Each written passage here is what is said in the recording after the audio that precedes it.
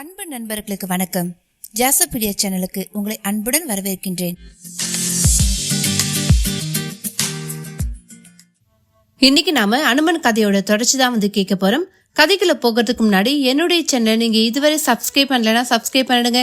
அப்படியே மறக்காம பக்கத்துல இருக்க அந்த பெல் ஐக்கானை பிரஸ் பண்ணுங்க. அப்பதான் நான் சொல்ற கதைகள் எல்லாம் உங்கள் காதுகளுக்கு வந்து சேரும். சரி, வாங்க நாம கதைக்குள்ள போகலாம். அத்தியாயம் 47. ஜாம்பவான் சொன்னதை கேட்ட நொடி மற்ற வானர வீரர்கள் அவ்வளவு பேரும் அனுமனைத்தான் பார்த்தனர். அனுமனும் வேகமாய் முன் வந்தான். பிரபு, கலங்க வேண்டாம். அந்த சஞ்சீவி மூலிகை எங்கு இருந்தாலும் சரி, அதை நான் கொண்டு வருகிறேன் என்றான். ஜாம்பவானும் அதை கேட்டு மகிழ்ந்தவராக, அனுமந்தா, உன்னால் மட்டுமே அது முடியும். இந்த சஞ்சீவி மூலிகை என்பது மிக அபூர்வமானது, 4 விதமானது. அமிர்த சஞ்சீவினி, விசலைய கரணி, ஸ்வர்ண கரணி, சம்தானி என்று 4 பெயர்களுடன் அது உள்ளது. இந்த 4இல் ஒன்று கிடைத்தாலே போதும். இரவலின் மூச்சு காற்று சீராகி நாடியும் சீராகிவிடும். 4 மூலிகைகளும் கிடைத்துவிட்டாலோ காயங்கள் உடனுக்குடன் குணமாகி களைப்பு என்பதே தெரியாத வீரியமும் ஏற்படும். இங்கே இதுவரை நடந்த யுத்தத்தில் ராவராதி வீரர்கள் மட்டுமல்ல, நம் தரப்பிலும் அநேக வானர வீரர்கள் மரணித்துள்ளனர். அவர்களுக்கு எல்லாமும் உயிர் பிச்சை அளித்தது போல் இருக்கும் என்றார். அடுத்த நொடியே அனுமன் காற்றை சமன் செய்து கொண்டு வானவீதியில் எழும்பி பறக்க தொடங்கிவிட்டான். தெற்கிலிருந்து வடக்கு நோக்கிய அவன் பயணத்தை தேவர் கூட்டமும் கண்ணுற்றது. முதலாக சூரியனையே ஒரு கனியாக எண்ணி அதை பறித்து உண்பதற்காக பறந்தான். பின் சீதாதேவி நிமித்தம் சமுத்திரத்தின் மேல் பறந்தான். இப்பொழுது பல உயிர்களை, குறிப்பாக லட்சுமணனையே காத்திர மீண்டும் பறக்க தொடங்கியுள்ளான். அனுமன் விளைந்து பறந்திடும் மேருவான இமயமும் எதிரில் காட்சி தந்தது. பூமி உருண்டையின் மேல் மிக உயரமான ஒன்று உண்டென்றால் அது இமயம் மட்டுமே.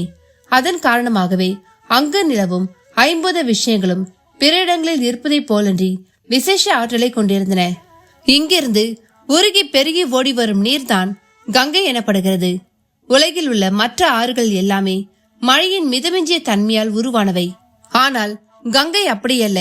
சூரிய சக்தியாகிய உஷ்ணத்தால் உருக்கப்பட்டு நீராகி ஓடி வருகிறது. இந்த நீருக்குள் சூரியனின் உஷ்ணம் கங்கு போல் ஒளிந்திருப்பதால் இதற்கு கங்கை என்று பெயர் வந்தது. அதீதமான பனியும் ஒரு வகையில் நெருப்பே. நெருப்பின் குணங்கள் இதனிடமும் இருக்கும். அதனால தான் இது அனைத்து பாவங்களையும் சுட்டு பொசுக்கி விடுகிறது.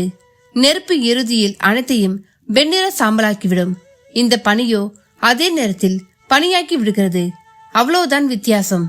நெருப்பில் அனைத்தும் உருமாறிவிடும். ஆனால் பனிக்குள் புதையும் ஒன்று அப்படியே காலகாலத்துக்கும் இருக்கும்.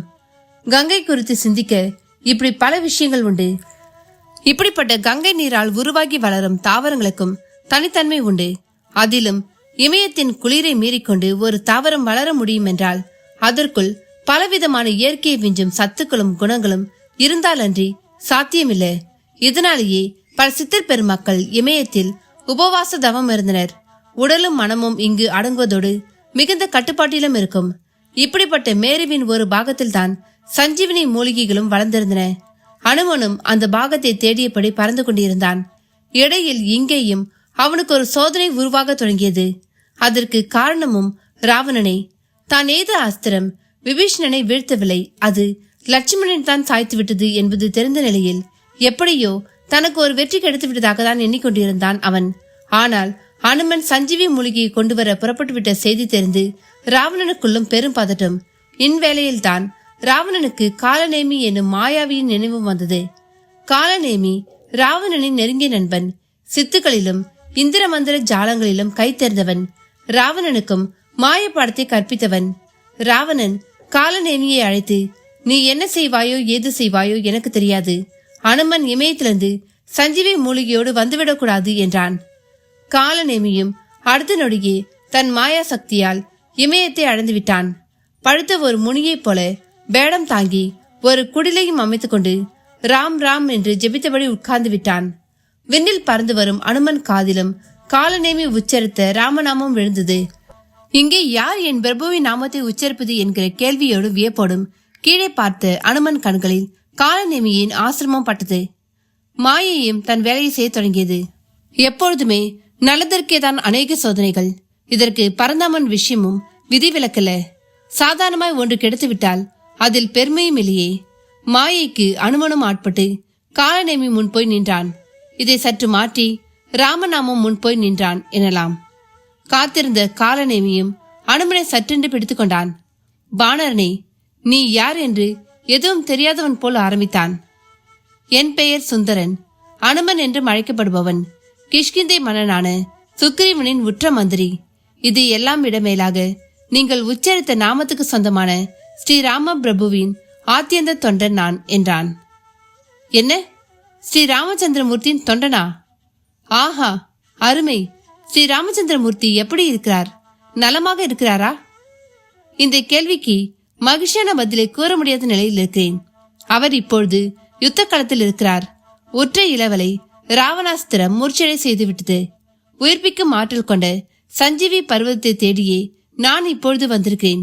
ராம பக்தராய் விளங்கும் தங்களுக்கு சஞ்சீவி பர்வதம் எங்குள்ளது என்று தெரிந்திருக்குமே? நன்றாக தெரியும். ஆனால் அந்த பர்வதத்துக்குள் அத்தனை சுலபத்தில் நுழைய முடியாது. அபூர்வமானது என்பதால் அதை கந்தர்வர்கள் காவல் காக்கின்றனர். அவர்களை வெல்லாமல் சஞ்சீவி பர்வதத்தை காண முடியாது என்றான் காலநேமி. யாராக இருந்தாலும் சரி, அவர்களை எதிர்கொள்ள நான் சித்தமாக இருக்கிறேன். அப்படியானால் ஒரு குறுக்கு வழியை சொல்கிறேன், கேட்பாயா? என்ன? இங்கே ஒரு மாய பொய்கை உண்டு. அதில் நீர் மூழ்கி எழுந்தால் உன் தோற்றமும் கந்தர்வன் போல் ஆகிவிடும். ஒரு கந்தர்வனாக நீ அந்த பர்வதம் நோக்கி சென்று அந்த மூலிகைகளையும் பறித்து கொண்டு பின் வானில் பறந்து சென்று விடலாம் என்றான். காலநேமி அனுமனை அந்த மாய பொய்கை நோக்கி திசை திருப்பி விட்டதில் ஒரு சதித்திட்டம் ஒளிந்திருந்தது. அந்த பொய்கைக்குள் மாலினி என்னும் அப்சர பெண் முனிவர் ஒருவர் சாபத்தால் முதலையாக மாறி கிடந்தாள். அந்த பொய்கைக்குள் யார் கால் வைத்தாலும் அவர்களை உயிரோடு விழுங்கித்தான் உயிர் வாழ்ந்து வந்தாள். அனுமனையும் அந்த முதலைக்கு இரையாக்குவதுதான் காலநேமியின் திட்டம். இது தெரியாமல் அனுமனும் காலநேமி சொன்னதை அப்படியே நம்பி அந்த பொய்கை நோக்கி சென்றான். நடப்பதை காண ஒளிந்து ஒளிந்து காலநேமியும் பின் செல்ல தொடங்கினான். பொய்கை விருந்து கிடந்தது. அதன் மேல் பனிப்புகையின் பரவல். அனுமனும் ராமநாமத்தை முணுமுணுத்தபடி பொய்கைக்குள் கால் வைத்த மாத்திரத்தில் பாய்ந்து வந்து அனுமன் காலை கவ்வியது அந்த முதலை. அடுத்த நொடியே அனுமனுக்கும் விபரீதம் புரிந்துவிட்டது. ஒட்டுமொத்த தேவருலகமே அனுமனுக்கு எல்லாவிதமான வரங்களையும் அளித்திருப்பது அந்த முதலைக்கு தெரியாது. கபடமுனியான காலநேமிக்கும் தெரிந்திருக்க வாய்ப்பில்லை. அனுமனின் வரசக்தி தான் சமுத்திரத்தின் மேல் பறந்தபொழுது சிம்கிகை என்னும் அரக்கியிலிருந்து இலங்கையின் காவல் பூதமான அரக்கி வரை அனைவரையும் அழுத்திட துணை செய்தது. அதே சித்தி அனுமனிடம் இப்பொழுதும் வேலை செய்தது. நொடியில் மிக பெரும் விஸ்வரூபம் வடிவம் எடுத்த அனுமன் முன் அந்த பொய்கையும் சரி முதலையும் சரி சிறு சுவர் பள்ளி போலதான் திறந்தனர். முதலையை தொட்டு தூக்கி அதன் வாயை இரு கூறாக கிழித்து தூக்கி போடுவதை கண்ட காலநேமிக்கு கண்கள் பிதுங்கி விட்டன. அதே சமயம் இரு கூறாக பிளவுபட்ட முதலிடமிருந்து மாலினி என்கிற அந்த அப்சர கன்னியை உயிர் தெரிந்தவளாக அனுமனை வணங்கி தனக்கு அனுமனால் சாப விமோசனம் ஏற்பட்டதையும் கூறினாள். அப்படியே காலநேமி முனிவன் அல்ல, மாயாவி என்கிற உண்மையையும் கூறினாள். அடுத்த நொடி காலநேமி தன்னை மறைத்து கொண்டு தப்பிக்க பார்த்தான். ஆனால் அனுமன் அவனை தப்பிக்க விடாமல் ஒரே அடியில் அடித்து கொண்டான். மாயை ஒழிந்தது. சஞ்சீவி பர்வதத்துக்கான வழியை மாலினியே காட்டினாள். ஆனால் அந்த பர்வதத்தில் எது அமிர்த சஞ்சீவி, எது விசேலகரணி, எது ஸ்வர்ண கரணி என்று தெரியாமல் அனுமன் குழம்பி போனான். மாலினிக்கும் அந்த மூலிகைகளை தனியே இனம் காண தெரியவில்லை. அந்த பர்வதம் முழுக்கவே பல நூறு மூலிகைகள். அவ்வேளையில் அனுமனுக்குள் ஒரு எண்ணம் உதயமாகியது. இங்கே நின்று குழம்பிக் கொண்டிருப்பதற்கு இந்த பர்வதத்தையே பெயர்த்து எடுத்து சென்று விட்டால் ஜாம்பவான் இவற்றை கண்டறிந்து கூறிவிடுவார் என்று யூகித்த அனுமன் அடுத்த நொடியே அந்த பர்வதத்தை அப்படியே தன் விஸ்வரூப கைகளாலேயே பெயர்த்தெடுத்து கொண்டான். மாலினி அதை பார்த்து விக்கித்து போனாள். தேவருலகமும் விழிவெறியே பார்த்தது. எப்பொழுதும் சோதனைகளும் ஆபத்துகளும் அனுமனை பேராற்றலுக்கு இட்டு செல்கின்றன. அதிலும் சஞ்சீவி பர்வதத்தோடு வானில் எழும்பி பறக்க தொடங்கிய அனுமனின் ஆற்றல் அபாரம் என்கிற வார்த்தைகளுக்கெல்லாம் மேலானது. இந்த செயலால் தான் வல்லவனுக்கு புல்லும் ஆயுதம் போல வல்லவனுக்கு மலையும் சிறு கடுகு என்று சொல்லக்கூடிய பழமொழிகள் பிறக்கவும் காரணமானது. அனுமனின் இந்த செயலுக்கு பின்னாலே பேராற்றல், மதியுகம், தியாகம், கருணை என்கிற அத்தனை குணங்களும் அல்லவா அடங்கி கிடக்கிறது. என்ன நண்பர்களை, கதையை கேட்டீங்களா? இந்த கதையோட தொடர்ச்சி உங்களுக்கு அடுத்த பாகமா வரும். அதுவரை இந்த கதையை கேட்டுட்டு உங்களுடைய கருத்துக்களை பதிவிடுங்க. லைக் பண்ணுங்க, உங்க நண்பர்களுக்கும் ஷேர் பண்ணுங்க. நன்றி, வணக்கம்.